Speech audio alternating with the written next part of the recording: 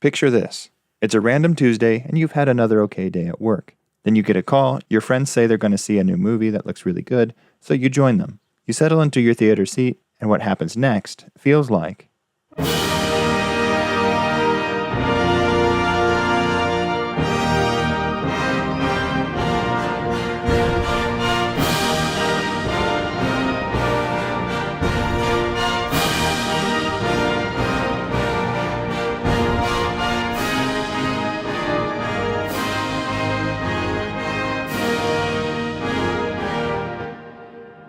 Afterwards, you stumble out of the theater and the feeling is electric. It's a warm summer night and you all go out for some ice cream afterwards and discuss the movie, among other things. The experience you just had in the theater? Many call it escapism. It kind of goes without saying that this is sort of regarded as a dirty word. It's frequently used as a label for unsophisticated stories enjoyed by the unenlightened, as if it's a cheap, guilty fling with the fantastical for those who can't endure the real world unmedicated. But there was one author who fought back against this misrepresentation, and of course, it's the father of modern fantasy, the king of escapism.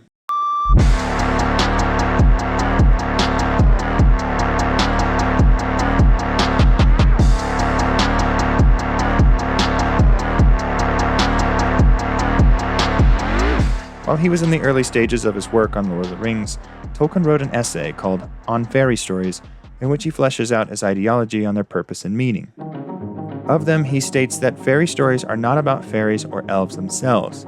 Those are, as a rule, not very interesting. He says that most good fairy stories are about the adventures of men in the perilous realm or upon its shadowy marches.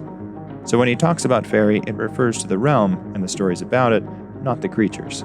As for a concrete definition, he hesitates as he explains that since it's not dependent on any definition or historical account of elf or fairy, but on the nature of fairy, the perilous realm itself, he says fairy cannot be caught in a net of words. He reveals that, quote, the primal desire at the heart of fairy is the realization, independent of the conceiving mind, of imagined wonder. To Tolkien, fairy has three main purposes: recovery, escape, and consolation.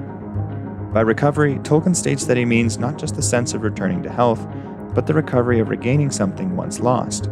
These stories help us recover a clear sight. He states, we need to clean our windows so that the things seen clearly may be freed from the drab blur of triteness or familiarity. It's akin to returning home after many wide travels and being able to see the beauty of ordinary life with new eyes. The human heart and eyes are ever eager to turn things worthy of wonder into the mundane.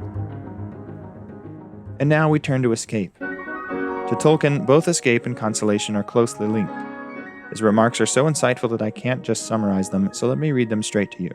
About escape, he says, I have claimed that escape is one of the main functions of fairy stories, and since I do not disapprove of them, it is plain that I do not accept a tone of scorn or pity with which escape is now so often used, a tone for which the uses of the word, outside literary criticism, give no warrant at all.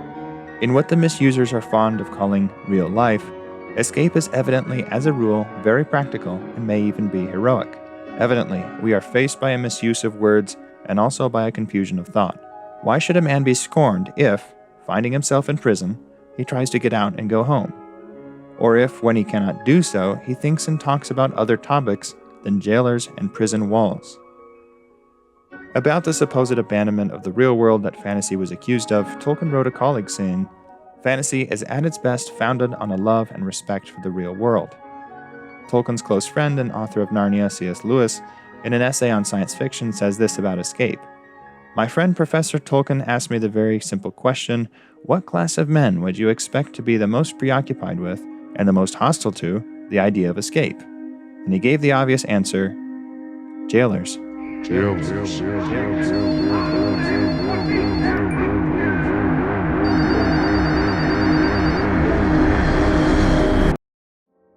Echoing Tolkien's ideas about escapism, Lewis explains how society's powers that be, especially oppressive regimes, aren't interested in people escaping the narrow confines they've created for them to think in.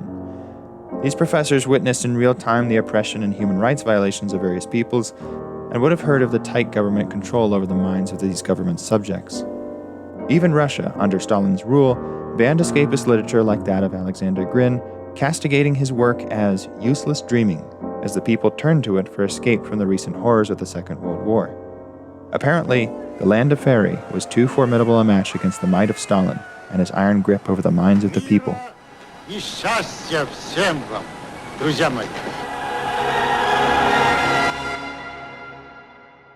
In his essay on science fiction, Lewis equates the effect of escapism on one's perspective with the image of a ship's stewards arguing and fighting in the rooms down below. And though the leadership in the argument wouldn't be keen on anyone slipping away, if one walked out on deck, the waves and breeze and vastness of it all would be a reminder that these arguments are happening on a little metal shell floating in the vast ocean. He says, fascists as well as communists are jailers. Both would assure us that the proper study of prisoners is prison. Lewis is convinced that jailers despise this kind of escapism, specifically here the kind set in a distant time, that humbles us with our own short lifespans and shows us the vastness of the universe. And they despise it because it can serve as that cooling walk out on deck, freeing us from whatever current conflict is raging below, and refreshing and broadening our perspective.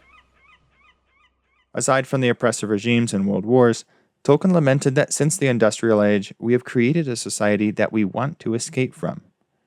Not only did he despise the industrialization that empowered the greatest slaughter the world had ever seen, but he takes a crack at the lifeless mass production in glass and steel of the modern age, and the square oppressive monstrosities of concrete, a societal affliction that has only continued in our time. People then dare to use the same name for these oceans of concrete, industry, and noise as critics use for the domain of non-escapist films and stories the phrase real life, or the real world. Tolkien relates how he heard someone at Oxford exclaim that he welcomed the proximity of mass production robot factories and the roar of self-obstructive mechanical traffic because it brought his university in contact with real life. More a reflection of the real world. The real world? Obviously, Tolkien scoffed at this. He explains that, quote, the notion that motor cars are more alive than, say, centaurs or dragons is curious. That they are more real than, say, horses is pathetically absurd. How real, how startlingly alive is a factory chimney compared with an elm tree? Poor obsolete thing, insubstantial dream of an escapist. Tolkien guesses at the dull, self-serious fare that defines this person's idea of serious literature, and then sends home his point with this observation. Fairy stories may invent monsters that fly the air or dwell in the deep, but at least they do not try to escape from heaven or the sea. Overarching both the serious and the trivial from which we seek to escape, one thing is overshadowing all: death. If you really come down to any large story that interests people, can hold them attention for a considerable time, or make the stories practically always, a human story is practically always about one thing, aren't they? Death. And the inevitability of death. Death and escape is intrinsically tied to the final of the three, consolation. He invents a word, eucatastrophe, to accurately express consolation, defining this word as meaning the sudden joyous turn when light breaks through and darkness is defeated, a sudden and miraculous grace that can't be counted on to recur. He calls a eucatastrophic tale the true form of fairy tale and its highest function. For Tolkien, it had its foundation in something deeper and more profound, a greater and true reality and beauty that was worth escaping to from our pale and sorrow-filled one. To him, the beauty, wonder, and longing we experience in our escapes to other worlds are only dim signposts that want to lead us to an eternal joy, to a far green country. It was firmly embedded in the Christian faith that he shared with his fellow Inklings, and the eucatastrophic hope of the resurrection, and it resonates in his words about eucatastrophe. He says, in such stories, when the sudden turn comes, we get a piercing glimpse of joy and heart's desire that for a moment passes outside the frame, rends indeed the very web of story, and lets a gleam of light come through. It denies universal final defeat, and insofar as Evangelium, giving a fleeting glimpse of joy, joy beyond the walls of the world, poignant as grief.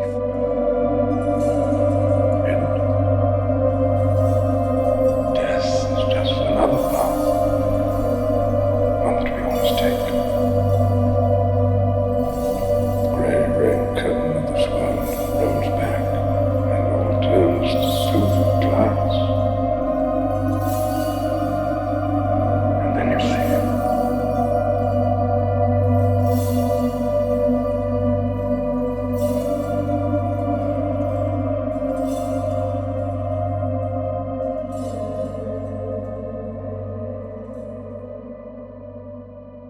Much could be said about Tolkien's ideas on escape, and I would highly recommend reading On Fairy Stories, as there's far too many excellent thoughts in it to be able to cover here. But it's clear that escape has a far deeper and more profound meaning than scoffers would imply, like an ancient tree whose roots stretch far deeper into the soul than the cynic can imagine. So if someone asks you, are you ever going to give up this silly escapism and stick with the real world? You can feel comfortable responding with, No, I don't think I will.